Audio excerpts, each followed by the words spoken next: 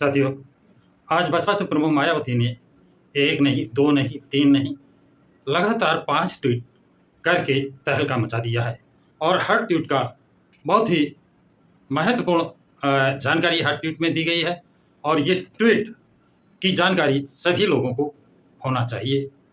तो साथियों, पहले ट्वीट में वो कहती हैं, केंद्र में काफ़ी लंबे समय तक सत्ता में रहते हुए कांग्रेस पार्टी की सरकार ने ओबीसी आरक्षण को लागू नहीं किया। किसको नहीं लागू किया? ओबीसी आरक्षण को लागू नहीं किया। और न ही देश में जातीय जनगणना कराने वाली ये पार्टी अब इसकी आड़ में सत्ता में आने के सपने देख रही है। इनके इस नाटक से सचेत रहें, जो आगे कभी भी जातीय जनगणना नहीं करा पाएगी। यानी बड़ा स्पष्ट शब्दों में कहा है कि कांग्रेस बहुत लंबे समय तक सत्ता में रही है, उसने ओबीसी का आरक्षण लागू नहीं किया। जिस तरह बाबा साहब को भारत रत्न नहीं दिया, उसी तरह, और आप सबको ये मालूम है कि जब बाबा साहब ने मंत्रिमंडल से इस्तीफा दिया था तो उसका एक कारण ओबीसी का आरक्षण लागू न करना भी था। तो इस बात को, और ये सत्ता में रही, सबसे ज्यादा सत्ता में रही, लगातार सत्ता में रही, ओबीसी का आरक्षण लागू नहीं किया। मतलब ओबीसी का सबसे ज्यादा अगर कोई विरोधी पार्टी है तो वो कांग्रेस पार्टी है। इस ट्वीट से पढ़ने से इसका मतलब यही साफ जाहिर होता है।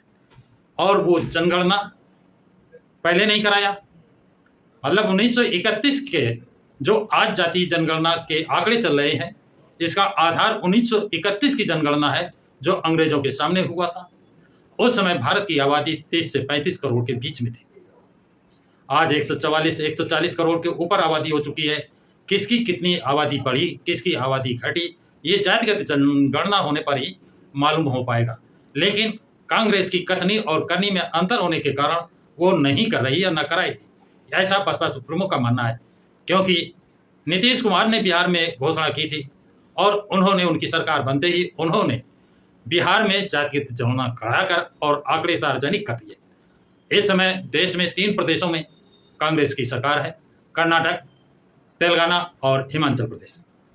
कांग्रेस अगर कथनी करनी में अंतर नहीं था तो नीतीश कुमार की तरह कांग्रेस को इन 3 प्रदेशों में जातिगत जनगणना करा देनी चाहिए थी, जिससे राहुल गांधी की बात को दम मिलता, लोग उनकी बात पर विश्वास करते। इसलिए बसपा सुप्रीमो कहती है कि इनकी कथनी करनी में अंतर है, ये जातिगत जनगणना भी नहीं कराएंगे। दूसरा ट्वीट जो है वो कहते हैं, जब कांग्रेस पार्टी के सर्वे सर्वा श्री राहुल गांधी इस नाटक से भी सतर्क रहें, जिसमें उन्होंने विदेश में ये कहा है कि भारत जब बेहतर स्थिति में होगा तो हम SC ST OBC का आरक्षण खत्म कर देंगे। इससे स्पष्ट है कि कांग्रेस वर्षों से इनके आरक्षण को खत्म करने के षड्यंत्र में लगी है। अब जो बसपा सुप्रीमो कहने का तात्पर्य है, जो मैं समझ रहा हूं, आप समझ रहे हैं कि राहुल गांधी ने जो कहा है, कहाँ कहा है, भारत में न कहकर विदेश में उन्होंने इस बात को कहा कि जब SC ST OBC की आरक्षण आर्थिक स्थिति अच्छी हो जाएगी तो आरक्षण खत्म कर देंगे। अभी तक 77-78 साल देश के आजाद होने के बाद भी चपरासी तक का कोटा पूरा नहीं हुआ है। SC का, ST का, OBC का, माइनॉरिटी का किसी का पूरा नहीं हुआ है। और सुप्रीम कोर्ट ने क्रीमी लेयर और वर्गीकरण की बात की। उस समय कांग्रेस, राहुल गांधी, मल्लिकार्जुन खड़गे, सोनिया गांधी सब चुप्पी बांधे बैठे हुए हैं। ऐसा लगता है कि जो राहुल गांधी कहते हैं कि इनकी स्थिति अच्छी हो गई है, उनका सोचना ऐसा है कि उनकी स्थिति अच्छी हो गई है, इसलिए वो सुप्रीम कोर्ट के उस निर्णय के पक्ष या विपक्ष में मौन धारण कर लिया है और लापता है। कोई उनका इस विषय में कोई पत्रकार साक्षात्कार लेना चाहे, इंटरव्यू लेना चाहे तो उसके लिए वो उपलब्ध नहीं है। तो इस बात के लिए बसपा सुप्रीमो ने आगाह किया है और वो सब SC ST OBC और माइनॉरिटी जातियों के लिए जिनको आरक्षण की सुविधा है उनको आगाह किया है। इनके जो खतरनाक कारनामे लगते हैं। तीसरा ट्वीट जो किया है वो है, इन वर्गों के लोग कांग्रेसी नेता राहुल गांधी के दिए गए इस घातक बयान से सावधान रहें, क्योंकि यह पार्टी केंद्र की सत्ता में आते ही अपने इस बयान की आड़ में आरक्षण जरूर खत्म कर देगी। ये लोग संविधान व आरक्षण बचाने का नाटक करने वाली इस पार्टी से जरूर सजग रहें। चेतावनी दे रही है, समझा रही हैं बसपा सुप्रीमो मायावती की कांग्रेस के नेता राहुल गांधी। मल्लिकार्जुन से प्रेस कॉन्फ्रेंस कराते हैं और कहते हैं आरक्षण के जनक गांधी जी और पंडित जवाहरलाल नेहरू हैं, जबकि भारत का बच्चा बच्चा जानता है कि आरक्षण 2 वोटों का अधिकार जो गोलमेज सम्मेलन से, सेपरेट इलेक्शन का अधिकार जो गोलमेज सम्मेलन से, 1 वोट का अधिकार, 2 वोट का अधिकार जो गोलमेज सम्मेलन से बाबा साहब डॉक्टर भीमराव अंबेडकर लेकर आए थे, उसको खत्म करने के लिए गांधी जी और कांग्रेसियों ने पूरा प्रयास किया। गांधी जी आमरण अनशन पर गए और उनके फेवर में कांग्रेस ने पूरे देश में बवाल खड़ा कर दिया।